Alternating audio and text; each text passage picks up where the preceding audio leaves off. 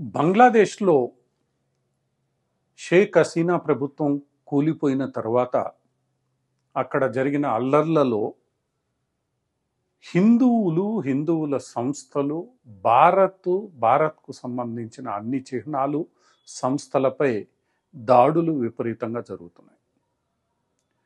ఈ దాడులను సైన్యము ఆపలేకపోతోంది, మిగతా రాజకీయ పార్టీలు ఆపలేకపోతున్నాయి. అంతేకాకుండా వీటిని కొన్ని రాజకీయ పక్షాలు, ముఖ్యంగా బిఎన్పి, జమాతే ఇస్లామే బిఎన్పిలు రెండు కొంత భారతదేశానికి వ్యతిరేక ముద్ర వేసుకున్న పార్టీలు. ఈ అల్లర్ల వెనక ఖచ్చితంగా ఉన్నాయని ఈరోజు స్పష్టమైన సమాచారం. అదే సందర్భంలో బంగ్లాదేశ్ స్వాతంత్రానికి కారణమైన ముజిబుర్ రెహమాన్, ఎవరైతే షేక్ హసీనా తండ్రి ఉన్నారో, ఆయన విగ్రహాలను కూడా కూల్చివేసే ప్రయత్నం జరిగింది. అంటే ఈరోజు బంగ్లాదేశ్ ప్రజలలో తమ యొక్క జాతీయవాదం ఏ స్థాయిలో పడిపోయిందో మనం అర్థం చేసుకోవచ్చు. ఈరోజు ఆ దేశం పాకిస్తాన్ అరాచక అణచివేత విధానాలను వదులుకొని స్వేచ్ఛాయుత ప్రజాస్వామ్య దేశంగా మనగలుగుతోందంటే దానికి ఆనాడు బంగ్లాదేశ్ అవామీ లీగ్ జరిపిన పోరాటమే, ఆ అవామీ లీగ్ అధినేత జరిపిన పోరాటమే. అయినా ఆయన విగ్రహాన్ని కూడా కూలదూల్చి బిఎన్పి, జమాతే ఇస్లామీ ఈ బంగ్లాదేశ్ యొక్క చరిత్రను కూడా కించపరచడం మనం చూసాం. ఈ తీవ్రమైన పరిణామాలన్నీ బంగ్లాదేశ్ యొక్క ఎగ్జిస్టెన్స్ పైనే ప్రశ్నలు లేవనెత్తుతున్నాయి. బంగ్లాదేశ్ భవిష్యత్తులో ఏ దిశగా పయనించబోతోందన్న అంశాలపై ఆందోళన నెలకొంటోంది. ఎందుకంటే జమాతే ఇస్లామీ బంగ్లాదేశ్ పోరాట సందర్భంగా స్వాతంత్ర పోరాటానికి మద్దతు పలికిన వారందరిపై పాకిస్తాన్ ఆర్మీ సహాయంతో దాడులు చేసింది, అరాచకంగా అణిచివేసింది, ఎన్నో మానభంగాలు. వీటన్నిటికీ కూడా అది కారణం. ఈరోజు ఆ పార్టీ మరలా తన పడగ విప్పడం, ఇప్పుడు జరిగిన విద్యార్థుల ఆందోళనను అడ్డం పెట్టుకొని గందరగోళాన్ని హిందువుల మీద, మైనార్టీల మీద, భారతదేశంకి వ్యతిరేకంగా దాడులు చేయడం చివరకు బంగ్లాదేశ్ స్వాతంత్రానికి మూలభూతమైన వ్యక్తి మీద కూడా దాడులు చేయడం ఎంతవరకు కరెక్టో భారతదేశ ప్రజలు ఆలోచించుకోవాలి. అంటే అసలు బంగ్లాదేశ్లో విద్యార్థుల ఉద్యమానికి కారణం ఎవరు? ఇప్పటికే మనకు తెలుసు, షేక్ హసీనా భారత్తో మిత్రత్వం నడుపుతూ అటు పాకిస్తాన్ను, ఇటు చైనాను, అటు అమెరికాను వారి ఇష్టాలకు అనుగుణంగా పని చెయ్యనివ్వకుండా అడ్డం పడ్డారనే విషయము మనకి తెలుసు. దాంతో ఈ మూడు కలిసి కుట్ర పన్నాయని తెలుసు. ఈ మూడు ఆ బంగ్లాదేశ్లోని ఈ అతివాద అరాచక శక్తులను నిద్ర మేల్కొల్పి ఈ ఘాతుకానికి పాల్పడ్డారనే విషయం కూడా మనందరికీ తెలుసు.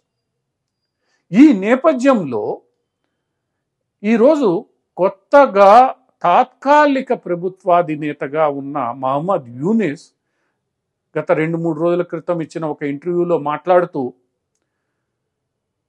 బంగ్లాదేశ్ ప్రజలు ఎవరిని ఎన్నుకుంటే వారితో భారత్ తన మంచి సంబంధాలను నెరవేర్చుకోవాలని సూచించారు. ఆయన సూచన మంచిదే, ఎందుకంటే తమ నేతగా ఎవరిని ఎంచుకోవాలనేది బంగ్లాదేశ్ ప్రజల ఇష్టం. కానీ ఆ ఎన్నికైన నేతలు మరొక దేశపు అంతర్గత వ్యవహారాల్లోనూ, మరొక దేశంలో అరాచకాన్ని రెచ్చగొట్టడానికి, మరొక దేశాన్ని అస్థిరపరచడానికి మాత్రమే వినియోగించుకుంటే మాత్రం భారతదేశం వారితో కలిసి పనిచేయలేదు.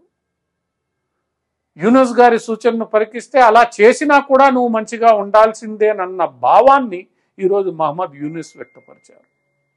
అంటే మేము చేసేది మేము చేస్తాం, ఇది మా అంతర్గత రాజకీయాలను, మా అంతర్గతంగా ఉన్న ప్రజలను సాటిస్ఫై చేయడానికి మా రాజకీయ నాయకులు ఏమైనా చేస్తారు, దాంతో మీకేం సంబంధం, అంటే మీ దేశంలో కూడా మేము ఏదైనా చేసి వేలు పెడతాం, రచ్చలు చేస్తాం, ఆందోళన చేస్తాం, కానీ అది మీరు మాట్లాడకూడదు. మా ప్రభుత్వంతో మంచిగా ఉండే ప్రయత్నం చేయాలని యూనిస్ గారి ప్రకటన సారాంశం.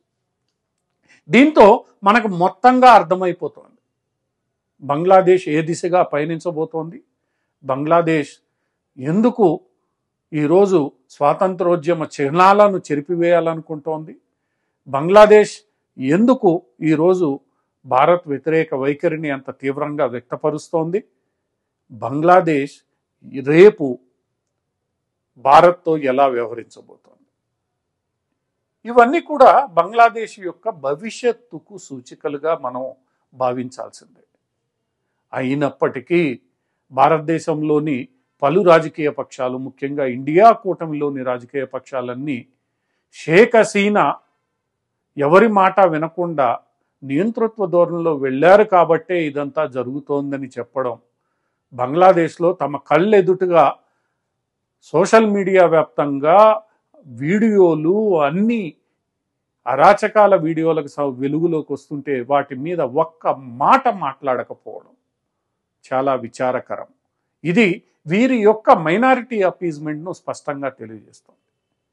పాలస్తీనా మీద ప్రమాణ స్వీకారం అప్పుడు జై పాలస్తీనా అన్న అసదుద్దీన్ ఓవైసీని వదిలిపెడితే, ఎందుకంటే ఆయన ముస్లిం ఆయన భావనలు మనకు తెలుసు, కానీ సమాజ్వాదీ పార్టీ, తృణమూల్ కాంగ్రెస్ పార్టీ, ఇటువంటి అన్ని పార్టీలు పాలస్తీనా మీద వందలాది ట్వీట్లను చేశాయి. అదే ఈరోజు బంగ్లాదేశ్లోని మైనార్టీల మీద జరుగుతున్న అకృత్యాలపై ఒక్క మాట మాట్లాడలేదు. ఇంక్లూడింగ్ కమ్యూనిస్టు పార్టీలను కూడా మనం పక్కన పెడతాం, ఎందుకంటే వాళ్లకు చైనా అంటే ప్రేమ, నరేంద్ర మోడీ అంటే పడదు. సో నరేంద్ర మోడీ పడదు కాబట్టి నరేంద్ర మోడీకి అనుకూలంగా ఉన్న ఏ విషయం కూడా వాళ్ళు వ్యతిరేకిస్తారు. సో ఓవైసీ కమ్యూనిస్ట్ పార్టీలను పక్కన పెడితే ఈ మిగతా పార్టీలు ఈరోజు ఒక్క ట్వీట్ కూడా జరుగుతున్న హింసను ఆపాలని చేయకపోవడం ఈ రాజకీయ పార్టీల వైఖరిని స్పష్టం చేస్తుంది. వీరికి కూడా ఓట్లే ముఖ్యం, దేశం భద్రత, దేశ పరిరక్షణ, దేశం, హిందువులు వీళ్ళు అవసరం లేదు. ఈ విషయాన్ని హిందువులు కూడా గుర్తుపెట్టుకోవాలి. రేపు అదే పరిస్థితి హైదరాబాద్లోనో ఇంకో చోటో తలెత్తితే ఈ పార్టీలేవి మీకు మద్దతు పలకవు సరికదా, మిమ్మల్ని జైళ్లల్లో వేసి అవతల వాడిని కాపాడే ప్రయత్నం చేస్తారనేందుకు ఇది నిదర్శనం. ఎందుకంటే పాలస్తీనా మీద వీరు మాట్లాడతారు, ఇంకో చోట మీద మాట్లాడతారు, షేక్ హసీనాని తప్పుపడతారు, కానీ అవతలి పక్షం ఎటువంటి తప్పు చేయని సాధారణ ప్రజానికాన్ని వేధిస్తుంటే దాన్ని ఖండించరు. వీళ్ళు ప్రజాస్వామ్య పరిరక్షకులు. మహమ్మద్ యూనిస్ అలా మాట్లాడుతుంటే దాన్ని ఖండించరు, ఎందుకంటే ఆయన ఒక పెద్ద ప్రజాస్వామ్య పరిరక్షకుడు, వీళ్ళు వారికి మద్దతుదారులు. ఈ మొత్తం వ్యవహారం వెనుక ఉన్న జార్జ్ సోరోస్ లాంటి ఓపెన్ నెట్వర్క్ ఫౌండేషన్లు, బైడెన్ అధ్యక్షుడి నేతృత్వంలోని అమెరికా విదేశాంగ శాఖ, చైనా, ఇవన్నీ అందరూ ఒకటే కూటంలో భాగం కాబట్టి వీళ్ళందరి ప్రతిస్పందన బంగ్లాదేశ్లో జరుగుతున్న అరాచకాలపై ఒకటేలా ఉంటుంది. ఇందులో ఏమీ తేడా ఉండదు. బీబీసీ అదే మాట్లాడుతుంది, అల్ జజీరా అదే మాట్లాడుతుంది, CNN అదే మాట్లాడుతుంది, రాహుల్ గాంధీ అదే మాట్లాడతాడు, కాంగ్రెస్ పార్టీ అదే మాట్లాడుతుంది, సమాజ్వాదీ పార్టీ అదే మాట్లాడుతుంది, తృణమూల్ అధినేత అదే మాట్లాడుతుంది, వైఎస్ఆర్సీపీ కూడా అదే మాట్లాడుతుంది, డిఎంకే సంగతి చెప్పనక్కర్లేదు. వీళ్ళందరికీ ఎందుకు హిందువులంటే చులకన? ఈ హిందువులకు ఏ దేశంలో ఏం జరిగినా ఎందుకు వీరు పట్టించుకోరు? అదే ఆయా దేశాలలో మనకి సంబంధం లేని ముస్లింలు వాళ్ళకి ఏది జరిగినా కూడా వెంటనే ఇక్కడ ఉద్యమాలు వస్తాయి, ఇక్కడ ప్రకటనలు వస్తాయి, ఇక్కడ వరుసగా సెలబ్రిటీలు ట్వీట్ చేస్తారు, సినిమా స్టార్లు కూడా ట్వీట్ చేస్తారు. ఈరోజు సినిమా స్టార్లు మాట్లాడడంలా ఈ మొత్తం వ్యవహారం మీద, ఎందుకో వాళ్ళందరూ కూడా నిశ్శబ్దంగా ఉన్నారు. ఇది భారతదేశానికే కాదు, ప్రపంచంలో పలు దేశాలకు వ్యతిరేకంగా అమెరికా, చైనా, ఈ ముస్లిం తీవ్రవాదులు, అందరూ అతివాదులు కలిసి చేస్తున్న కుట్ర. ఈ కుట్రని భారతదేశం ఎప్పుడో పసిగట్టింది. తదనుగుణంగానే భారతీయ ప్రజలు నెమ్మదిగా మేల్కుంటున్నారు. ఈరోజు 15 ఏళ్లుగా నరేంద్ర మోడీ అధికారంలో ఉన్నాడు.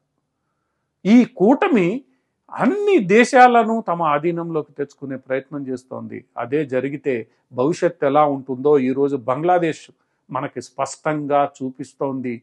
ఇకనైనా భారత ప్రజలు వాస్తవాలను గ్రహించి జాగ్రత్తగా ఉంటారనే ఆశిద్దాం. లేదంటే మీ భవిష్యత్తు కూడా రేపు ఇలానే మారే ప్రమాదం లేకపోతే